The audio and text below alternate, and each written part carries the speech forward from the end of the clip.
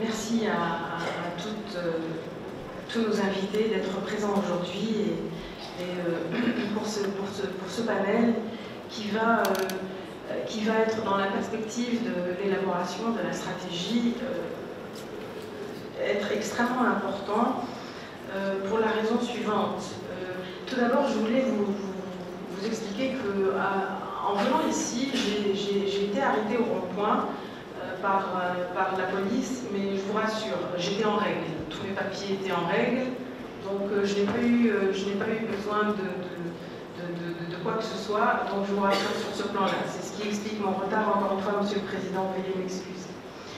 Donc, mon propos ici est de plutôt expliquer un peu comment les perspectives d'une culture citoyenne et d'une éducation citoyenne et puis d'une sensibilisation publique seraient à même de construire et d'entrer dans la stratégie.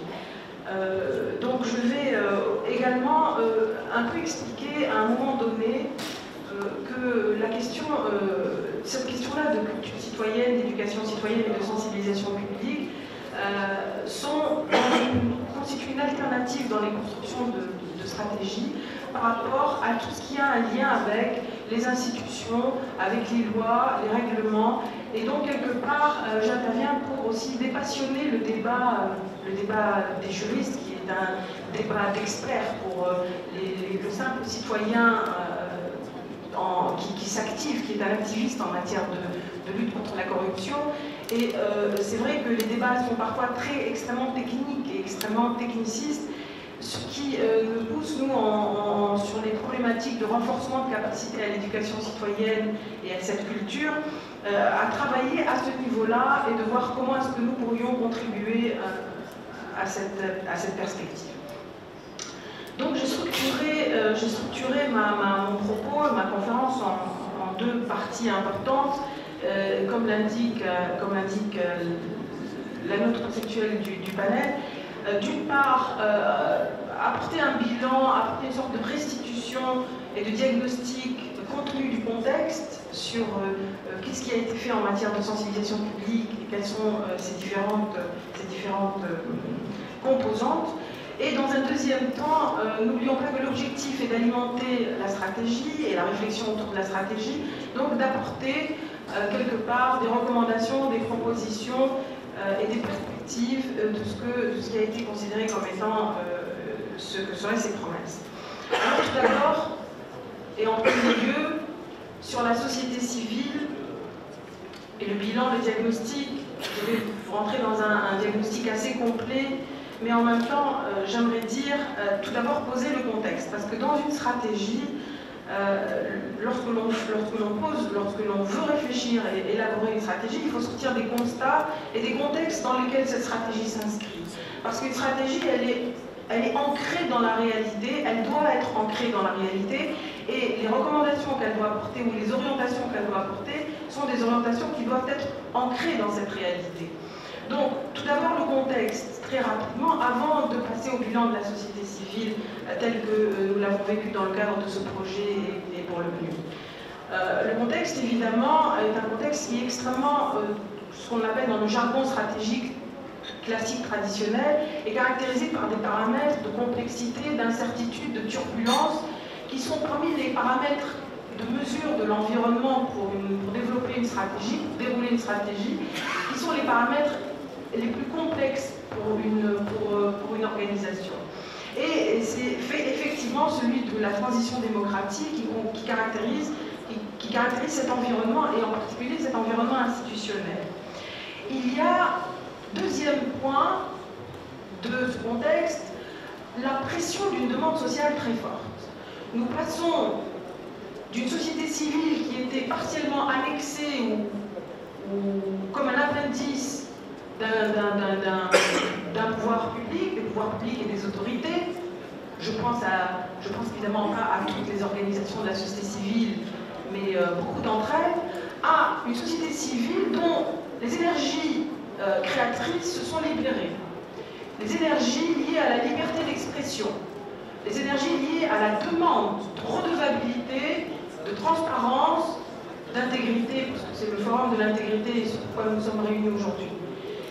Alors, nous passons quelque part d'une extrême à une autre, donc d'une société civile qui était dans une sorte de décor démocratique. Je ne parle pas, bien sûr, et je mets entre parenthèses, et avec tout le respect que je leur dois, toutes les associations de la société civile qui ont été de grands militants et qui ont été extrêmement présentes sur la scène de l'opposition de cette époque. Bien sûr, je ne traite pas de celle-ci. Ah, une société civile aujourd'hui qui a connu une sorte d'ébullition, ce que j'appellerais une ébullition citoyenne, qui manifeste une volonté et un souhait très prononcé, une demande sociale extrêmement forte et qui est prête à exercer cette pression, à exercer une pression sur les autorités, sur le pouvoir public, sur toutes les institutions pour pouvoir faire en sorte que sa voix soit portée, que sa voix soit entendue, ce qui est la voix citoyenne dans les mécanismes de gouvernance, qui est un principe extrêmement classique, puisque les approches sont participatives dans la gouvernance. Donc, une pression sociale forte et qui veut tourner la page du passé. Troisième idée, par rapport à ce contexte, nous sommes là aussi encore à cette troisième perspective, encore une fois dans la perspective de dérouler la stratégie, quel est le contexte, une justice qui est transitionnelle et qui va évoluer beaucoup trop lentement par rapport aux attentes sociales. Et donc, qui se caractérise par, justement, cette pression sociale qui est encore présente sur quelles sont les affaires du privé, quelles sont les affaires de récupération d'avoirs, quelles sont les affaires liées aux anciens dossiers de la corruption, qu'en est-il des dossiers archivés sur la corruption. Et là encore, on retrouve une société civile qui est à la recherche de l'information, à la recherche des synthèses, qui serait en mesure de voir comment elle pourrait agir et comment elle pourrait agir comme un contre-pouvoir par rapport à cette demande. Bien, et enfin, encore un autre et quatrième point de contexte par rapport à la société civile, il s'agit des capacités relationnelles de la société civile et de la forme qu'elle entretient, de la forme de cette relation qu'elle entretient, de la forme de concertation qu'elle est capable, dont elle a les capacités qu'elle est en mesure d'entretenir avec les autorités et les institutions. Cette société civile n'a pas encore toutes les capacités pour le faire, mais aussi il ne s'agit pas que de la société civile, il s'agit aussi des autorités et des pouvoirs publics en présence. Ont-ils la pleine mesure, ont-ils la pleine conscience de, justement, cette passerelle, ces liens à faire, et là, ça fera partie, effectivement, des promesses que nous serons amenés, enfin, ou en tout cas des attentes, des perspectives, qu'il serait souhaitable de voir inscrites dans la stratégie nationale. Donc, voilà un peu le contexte qui permet d'expliquer un peu la forme de la demande sociale et de la pression sociale exercée sur la société civile.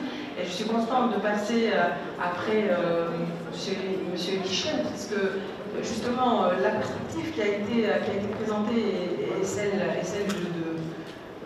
du haut, enfin de l'approche par le haut, de la gouvernance. Dans la gouvernance, il y a l'approche par le haut, mais il y a aussi l'approche par le bas. Et l'approche qui est aussi participative et inclusive. Et j'ai été heureuse de voir que Guichen avait, d'une façon ou d'une autre, toujours introduit cette idée qu'il va falloir que ces deux approches puissent se croiser à un moment ou à un autre, et que cette fertilisation qui est croisée entre ces deux approches soit en mesure d'alimenter la stratégie, donc c'est une stratégie pour tous. Alors, je voudrais juste expliquer quelle est notre perspective et pour le but, comment cette gouvernance participative dans cette perspective a été activée dans ce contexte que je vous ai présenté. Donc, le deuxième point concerne un peu notre rôle et puis la façon dont nous voyons les choses dans cette stratégie pour qu'elle soit activée. Ce qui est important pour nous, c'est évidemment l'éducation citoyenne. Et ce que nous souhaitons, c'est former des citoyens qui puissent être compétents, les sensibiliser afin qu'ils puissent renforcer leurs capacités et qu'ils puissent être compétents pour être actifs sur l'espace public. Cet espace-là, c'est lieu d'expression et cet espace public. Donc, il faut qu'ils puissent entrer dans ce qu'on appelle le débat public. Il faut que les citoyens puissent être dans le débat public. La raison pour laquelle un citoyen doit, et les organisations de la société civile doivent être justement impliqués dans cette stratégie. Tout cela pour éviter le monopole de la pensée unique et du pouvoir unique. Encore une fois, la société civile peut intervenir pour cela. Deuxième point, nous œuvrons en faveur de la participation du public. Et donc de fournir, nous sommes aussi quelque part dans notre mission, nous sommes là aussi pour fournir, pour essayer de donner aux citoyens des canaux de communication, de coordination, d'influence et de lobbying. Parce que ce qui est important, c'est qu'ils puissent faire porter cette voix, et donc nous sommes là aussi quelque part pour essayer de donner la possibilité d'ouvrir ces canaux et d'être dans cette perspective-là.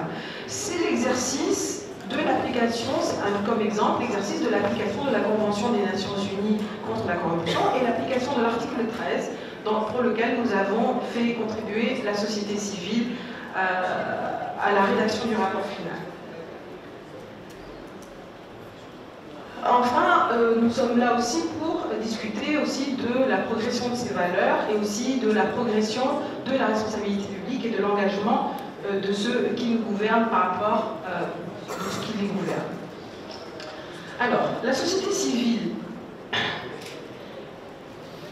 il y a plusieurs niveaux. À chaque fois que j'essaie de réfléchir sur comment elle s'organise, comment elle se structure et comment on doit dérouler un raisonnement, une démonstration sur ce qui concerne la société civile, on se retrouve toujours à deux niveaux différents.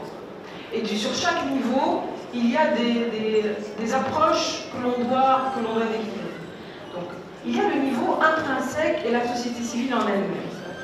La société civile, ça n'est pas une entité qui est totalement homogène, totalement uniforme, avec des comportements totalement standards.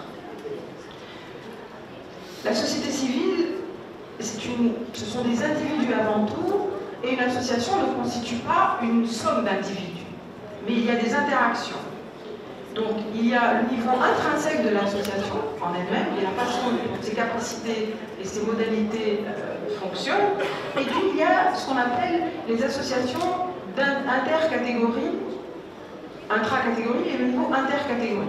Comment les associations s'activent-elles et se mettent en réseau pour générer cette action collective?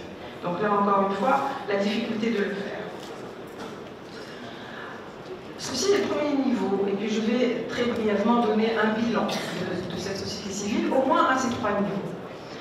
Ensuite, vous avez le deuxième niveau qui est, une fois cette société civile observée et puis analysée, et de voir qu'est-ce que l'on peut retirer comme enseignement de celle-ci, nous avons un deuxième niveau qui sont les capacités relationnelles de cette société civile et la capacité de dialogue, ou disons, bien que c'est un terme qui est totalement galvaudé en ce moment, je dirais plutôt concertation et de consultation dans le cadre de plateformes avec des parties prenantes. Ceci est le deuxième niveau.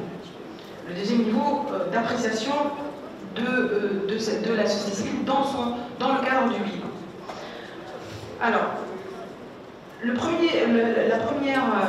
première conclusion et les premières conclusions où nous sommes parvenus, ou les premiers constats,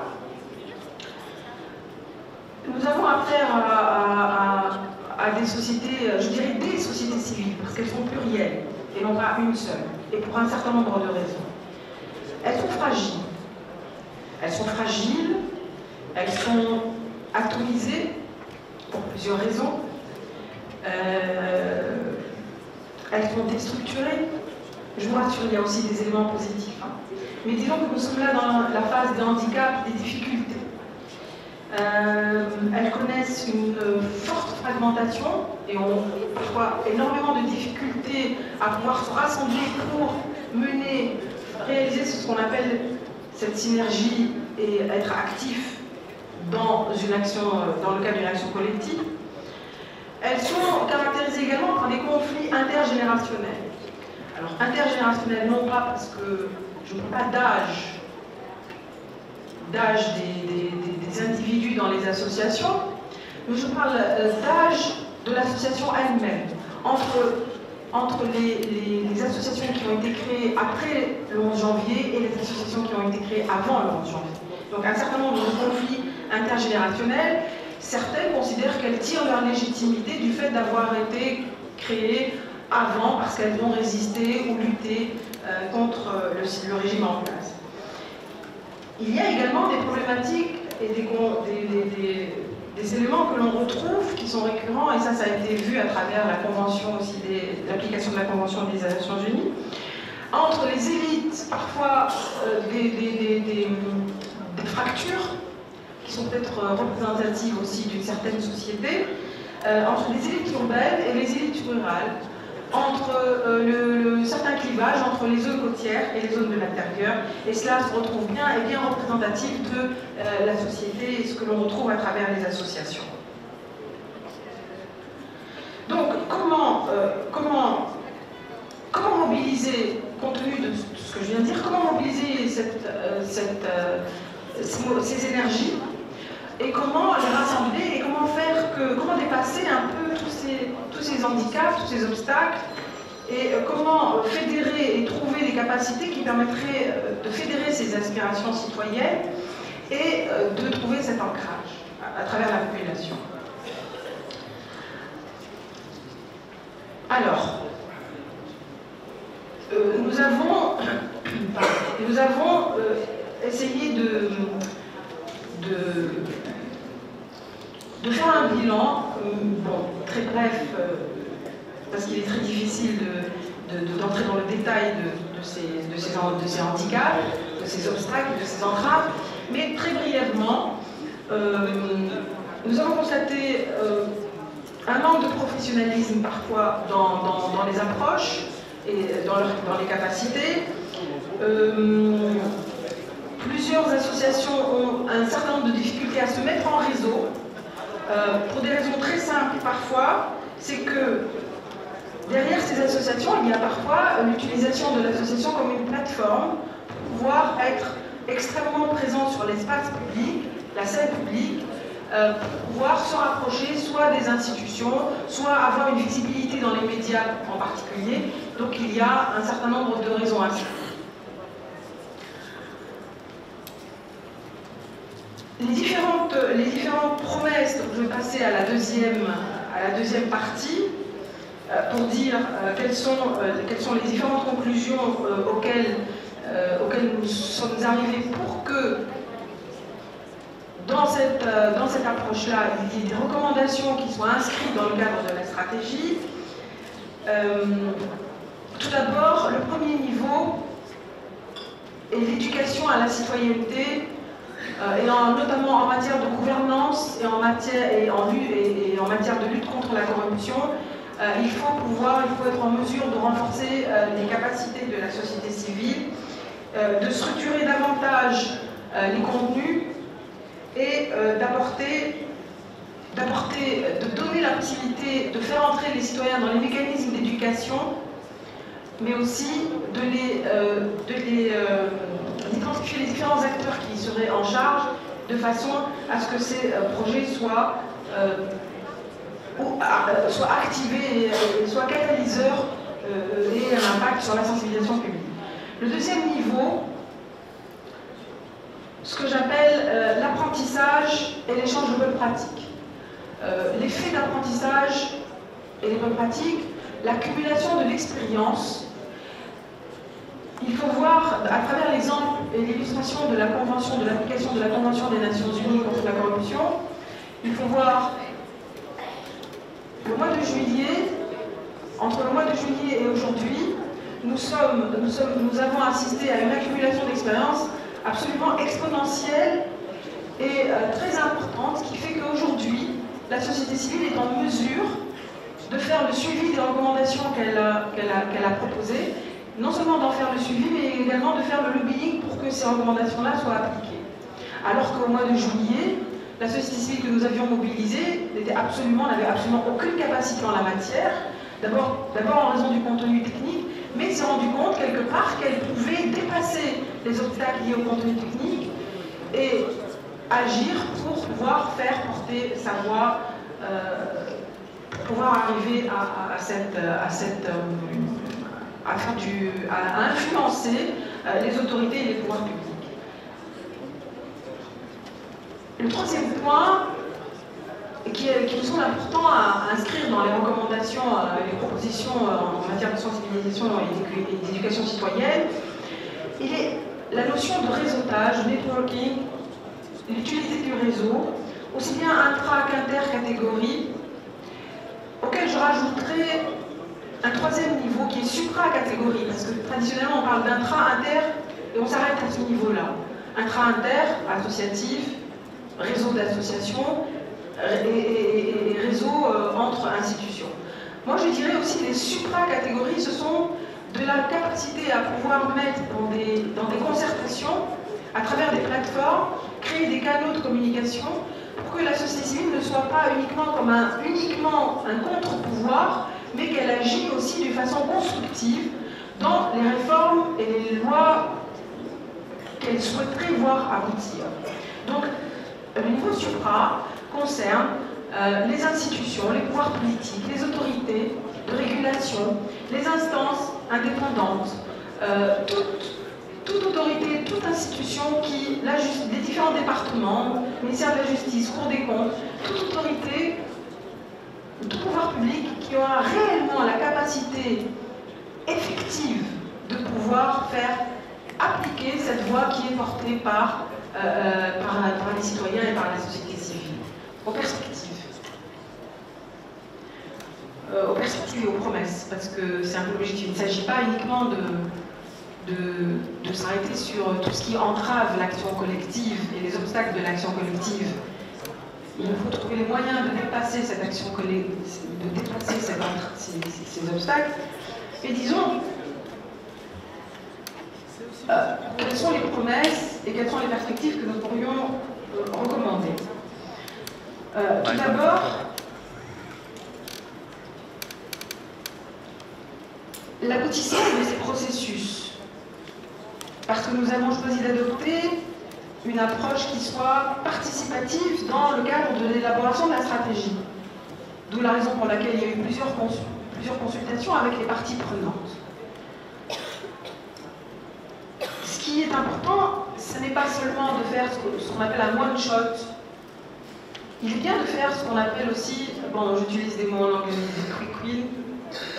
Il est bien de faire des opérations ponctuelles pour montrer que l'on peut gagner et à travers des actions que nous sommes en mesure d'être là pour activer un certain nombre d'outils, de mécanismes et pour créer cette synergie et de fédérer les différentes parties prenantes. Mais ce qui est important et que je souhaite et que nous souhaitons, parce que c'est suite à une consultation avec la société civile que je vous fais remonter toutes ces informations, que ce soit un mécanisme qui soit institutionnalisé. C'est-à-dire qu'il y ait une institutionnalisation des mécanismes et des outils de concertation avec la société civile. Que ce ne soit pas un vœu pieux, que ce ne soit pas juste une opportunité, que ce ne soit pas une conjoncture, mais que ce soit ce qu'on appelle dans notre jargon en stratégie une infusion. Donc, ce qu'on appelle, j'imagine, dans le jargon des juristes, je leur demanderai tout à l'heure, parce que ce n'est pas ma spécialité. J'aimerais vraiment échanger avec les juristes pour voir comment est-ce que l'on peut traduire cette idée d'institutionnalisation de mécanismes et d'outils de concertation avec la société civile, de façon à ce que cela soit stabilisé dans le temps, que l'on assure une certaine pérennité du fait d'avoir cette concertation et cette consultation. Là, nous avons eu la chance de le faire à travers l'application de la Convention, mais je sais que il va y avoir cette synergie-là, enfin cette mixité des équipes, elle s'est faite, elle s'est produite, elle a été réalisée. Et donc dans le temps, nous avons encore 5 ans devant nous pour pouvoir faire le suivi de toutes les recommandations et nous avons créé des équipes qui sont en mesure de le faire. Le vœu est que la stratégie en soit de même. Deuxième point, le deuxième vœu, et là aussi il faut voir comment trouver les modalités concrètes et pratiques pour pour y arriver, comment la société civile pourrait développer davantage son assise citoyenne, son assise populaire. Encore une fois, comme je vous le disais tout à l'heure, il y a un certain décrochage qui est parfois représentatif de la société. Mais comment cette société civile pourrait s'ancrer davantage, être davantage sur le terrain pour pouvoir développer cette assise populaire et réellement être activiste dans ce champ. Alors je voudrais conclure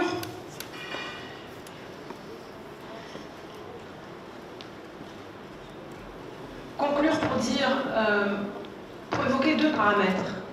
C'est-à-dire que tout le long de ces observations, de ces constats, de la façon dont nous avons approché les différentes, de la société civile, mais aussi dont nous avons construit ces plateformes de coordination et avec nos parties prenantes, avec les acteurs institutionnels, nous avons constaté que deux paramètres étaient extrêmement importants et dont il faut absolument tenir compte, et je dirais quelque part ce sont les leçons apprises ou les enseignements que l'on peut tirer de ces expériences de plateforme et de coordination. Il y a ce que j'appelle le facteur temps, temporel, et l'incompressibilité du facteur temporel. Soit parce qu'à un moment donné, le temps, soit nous renvoie au passé, et nous devons être redevables sur ce qui a été fait par rapport au passé, et de cette pression du passé. Alors c'est une question importante. Est-ce que dans la stratégie, il y a à un moment donné ou un autre, quelque part, la genèse, l'historique, les conditions pour lesquelles cette stratégie doit être déroulée? C'est un point qui paraît important. Doit-on être amnésique ou faire l'impasse de ce qui s'est passé? Il y a le facteur temps aussi pour la conjoncture, c'est-à-dire le temps présent, le temps immédiat et le moment auquel nous allons construire cette stratégie, et enfin le futur, parce qu'il y a aussi ce qu'on appelle le moment révolutionnaire, ou le moment pour lequel on décide qu'à ce moment-là, il est important de le faire sans tenir compte d'assurer la pérennité et d'assurer la pérennisation, ou le facteur de la durabilité, donc dans son axe temporel et le futur. Il ne faudrait pas que, toujours selon ce paramètre, certaines euphories du présent, qui sont totalement contextualisées, qui sont conjoncturelles, puissent être évacuées alors qu'il y a une pression sociale et il y a une demande sociale qui est extrêmement forte par rapport à cela. Deuxième paramètre, et je vais probablement conclure avec celui-ci, est celui de la problématique de la confiance. Je sais que le mot confiance a été souvent utilisé et souvent remonté lors de ces 2 derniers jours, mais je voudrais parler de la notion de confiance parce qu'elle est extrêmement importante et parce que la notion de confiance est incompressible aussi. Il faut donner du temps au temps pour pouvoir construire des relations et développer les capacités relationnelles. Suite à une discussion qui m'a beaucoup interpellée avec la société civile ces derniers temps, ces derniers jours, à propos de la stratégie et la perception qu'ils avaient de la stratégie, ils m'ont fait la remarque suivante, et j'ai trouvé qu'elle était extrêmement pertinente. Mais pourquoi est-ce qu'on demande toujours à la société civile d'être effective, d'avoir sa capacité, d'agir, d'exiger de ceux qui nous gouvernent qu'ils soient redevables, d'exiger... Pourquoi est-ce qu'à un moment donné ou à un autre, il n'y aurait pas une démarche qui soit inversée? Alors c'est un peu une certaine utopie, une certaine euphorie du moment, ce que j'appelle le moment révolutionnaire, c'est de croire que nous allons avoir des gouvernants qui vont être totalement coopératifs, totalement accessibles par rapport à l'information qu'ils devront donner, qu'ils seront amenés à donner. Et il y a cette exigence-là de la part de la société civile qu'un geste soit fait aussi de la part des autorités publiques ou de la part des institutions en place. Et je pense que c'est une démarche aussi qui mérite C'est-à-dire que la révolution des mentalités dont nous parlons ne doit pas uniquement être activée au niveau de la base populaire et la base citoyenne. Il faut que quelque part la révolution des mentalités aussi et de la culture de la redevabilité puisse intervenir aussi au plus haut niveau. Et encore une fois, bon, je m'excuse de citer toujours cela en exemple, parce que pour nous, il constitue un modèle, pour le PNUD et le projet, cette expérience constitue un modèle. Nous avons fait cet exercice, et cet exercice a marché, avec l'équipe gouvernementale. Nous avons pu mettre ensemble des compétences et créer des synergies, et rendre ces transferts de savoir-faire et de bonnes pratiques possibles. Donc, il y a aussi, je pense, une priorité dans le fait de vouloir dire et faire passer le message aux autorités, et je porte un peu cette voix,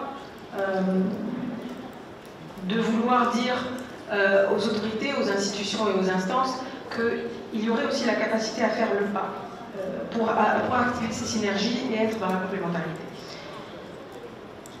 Donc voilà, enfin, la société civile a des capacités intrinsèques. Elle a confiance en elle-même, à condition de renforcer ses capacités, et ce déficit de confiance pourrait être amélioré. C'est le premier point. Le deuxième point est le renforcement aussi de la confiance et des complémentarités, des synergies, du potentiel de l'action collective qu'elle pourrait dérouler. Et enfin, la confiance aussi envers les parties prenantes, à condition que ce ne soit pas uniquement possible dans un seul sens, mais que ces deux univers puissent se rejoindre. Ces deux univers et ces deux représentations que chacune des parties prenantes ont de l'univers qui nous représente. Je vous remercie. J'espère ne pas avoir été trop long, Monsieur le Président, mais ce qui est important pour nous, c'est que vous soyez en mesure de nous poser toutes les questions qui vous viendraient à l'esprit, et nous aurons l'occasion de dérouler davantage cette démonstration. Je vous remercie.